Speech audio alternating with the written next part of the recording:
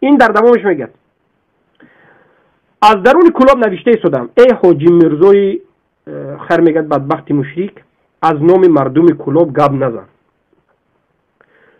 تو میگه یک قرات میکند کسافت دروغگوی میگه و غیره. بعد از میگه که الله خورت بکند که مردم کلاب بدنام میکنی. ما بیزار هستیم از تو از اون کسانی که ضد اسلامند. تو بیچاره دیگر دلیل و حجت نداری در پس مردم شرفمند کلاب پنهان شده از نام مردم گپ نزن. خبیث دروغگوی. قسم به الله مردم کلاب هر روز بیدار شده ایستادند. دیگر این مکر شما درباره ها رو فهمیدند و غیره. این نامه از کلاب است، از اهل کلاب است. چرا این نامه رو من مطالعه کردم؟ برای اینکه حاجی میرزا آخرین صحبتش که در حق ما کرده بود، آخرین صحبت نه بلکه آخرین تهمت، هر صحبتی او در بالای ما تهمت است. برای میگم که آخرین تهمتی که تهمت نامه‌ای که در حق ما اهل توحید کرده بود، در همینجا میگه که من از همین کلاب هستم. من میگه به مردم کلاب نشستم خستم و در نزد اونها بودند. مردم کلاب شما را در منطقه کلاب این میگن فلان خر و آق پدر. یک سخنی خیلی هم قبیح است. من نمیخواستم که به این سخنی قبیحش رد بزنم یا جواب بگویم یا این سخن را به زبانم بگیرم، برای که شرمم می آید. لیکن وقتی که این علاوه رو که در زیر یکی از نوارها نوشته شده است حالا به ما ارسال کردن دیدیم، بعد از این حالا به شما گفتم که او چقدر تهمت شدیدی رو در حق اهل توحید کرده. یکتا پرستان، کسانی که متابعت به رسول الله دارند، میخواهند که قدم به قدم به منهج رسول الله زندگی بکنند.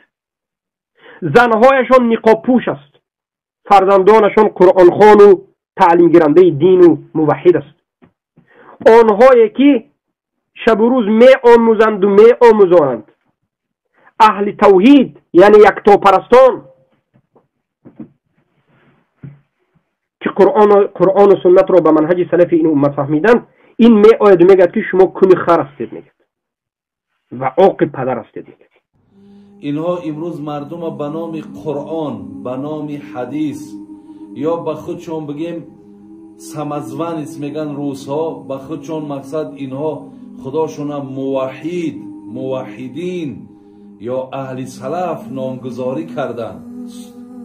سخن را ببینین، کلمه را ببینین، اینها چگونه ای که امروز به نام قرآن و حدیث، به نام موحدین، به نام پیروی از قرآن و حدیث، به نام پیروی از اهل سلف ما را فریب میدهند.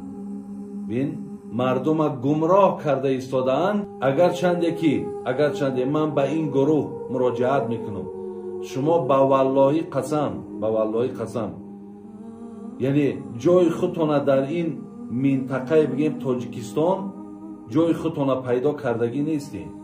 شما در اینجا گوش کننده نداری. از آن جمله من در منطقه کلاب وقتی که گپ از شما برآمد، میدونید که مردم کلاب و شما چی گفتن؟ گفتن اونا یک کونی خرن، گفتن اونا یک عاق پدرن. یعنی شما در منطقه کلاب نامتون با کونی خر و با عاق پدر مشهورین شما. اعوذ بالله من ذلك. شرمت بود ای حاجی میرزا. میترسم که یک عذاب سخت الهی به تو و امثالت میبارد که تو موحدین را این طعنه بزنی. شرم از الله بکن، از الله بترس.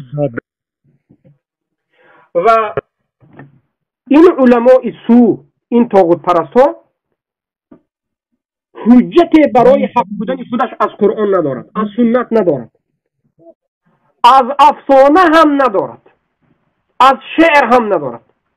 ما میگیم که حق بودن خودت رو به شعر، به افسانه معلوم کن، نمیتونی. هیچ چیزی ندارد. مجبور شده است امروز این علما اصول می آید از نام یک منطقه صحبت میکند. حاجی میرزا آمده است از نام کولاب صحبت میکند. یعنی امروز اینها میخواهد باز سال 1999 رو سال 1992 رو یک مرتبه دیگر زنده بکند. این حاجی میرزا و امثالش، این ماتریدی های صوفی جهال، این کسایی که خودشون کلامی اهل عقل میگند لیکن بوی از عقل ندارند، بی عقلانند، این بیخردان باز میخواهند که تاجیکستان رو سال 1992 بکنند، باز منطقوی جنگ شروع بکنند. والله اعلم این دفعه حاجی میرزا شاید میخواهد که این دفعه کولابی ها قطی سغدی ها جنگ بکنند. چرا کولابی میگویی؟ مگر دین کولاب است؟ مگر حکم کولاب است؟ مگر کولابی ها یک کس کنیخر و آقی پدر گویند تمام همین کنیخر و آقی پدر میشد؟ اگر کولابی ها خیزند و قرآن و سنت انکار بکنند تمام قرآن و سنت انکار شد؟ یا فقط همین جنابی فحاشی مشرک شما برآمد و گفت که دین الامین بی‌حجابی است و این است، این عرف عادت بیگانه است، شما فکر کردید که سخن او را همه قبول کرد؟ توف بر شما و به پیشوایتان به همون کسایی که همچنین حقارت رو به ما کرده است. کسی نباشد از کلاب است از غیر کلاب، هر کسی که اهل توحید دشنا میته توف بر بالایش. لیکن گمان ما در اهل کلاب خیر است. ما تاریخ کولاب را میدانیم، اهل کولاب را میشناسیم و گذشتگان کولاب را که آزادی خواه بودند و حق خواه بودند میدانیم. فقط سنگک سفر و فیضلی و دو سه از این چاپلوسانی که در سال 92 به بسیارتر مسلمان کشی و به فرانت خلقی مشهور شدن اینها را نه، کولابی ها به خود چی داشتند؟ واسه داشتند. کولابی ها به خود موحدین داشتند، یک تا پرستای داشتند که در تاریخ نامشون هست. و امروز هم کولابی ها الحمدلله یک نه، 10 نه، 100 نه، هزارها جوان موحد غیور حقجو و حقگو را دارد که هرگز مسلمان ها را دشنام نمیدهد. من از اهل کلاب خواهش میکنم که به این چنین علما، به این چنین علمای سو یک رساله بفرستید، یک نویسید، یک چیز صحبت بکنید که از نام شما صحبت نکند، نام شما را به خودش سپر نکند، از نام شما مسلمان ها را حقارت نکند، روی شما را مثل روی خودش سیاه نشان ندهد. اهل کلاب بیایید قرآن و سنت را چنگ زنید، به فهم سلف این امت آموزید. شما الله پرست هستید، شما انسان پرست نیستید. شما اطاعت الله را میکنید، اطاعت انسان را نمیکنید. و این ندای ما به همه تاجیکستان است. از فریب و نیرنگی این علماء سو برحذر باشید، احتیاط باشید، به دسیسه ها و به فریب های اینها گرفتار نشوید. امروز میبینیم در خوجند، در اسفره، در مسجد، در سبحان الله تمام شهرها و ناحیه های بگویم ولایت سوخت، تمام ولایت های تاجیکستانی که وجود دارد، ولایت قرغن است یا که سوغد است یا که خود شهر دوشنبه گرد از ناحیه های تابع یا که کلاب و غیره دارند. تمام این امام های دست پرورده حکومت به جای اینکه به مردم نماز را تعلیم بدهند، روزه را تعلیم بدهند، یک تا پرستی را تعلیم بدهند، عبادت الله را تعلیم بدهند، از عبادت غیر الله مردم را باز دارند، از بالای منبر میبرایند، خود را نماینده رسول الله میگویند، لیکن خیانت به رسول الله صلی الله علیه و سلم میکنند. و شب و روز در روزهای بخصوص جمعه سخنشان ضد قرآن است، ضد سنت است و ضد یکتاپرستان است، ضد صحابگان است، ضد اهل توحید است. نام برآوردند اهل توحید را طعنه میزنند به هر نامهایی که خواهند. یکیش حقوق پدر میگد، یکیش این خر میگد، یکیش سلفی میگد، یکیش وهابی میگد، یکیش یگون به جماعت دیگر میبرد، یکیش فتنگر میگد. فتنگر هم شمایید.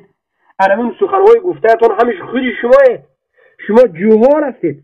اگر کمی علم می داشتید، والله که کمی علم می داشتید، شما هرگز به این منبرها برآمده این سخنها را نمی گفتید.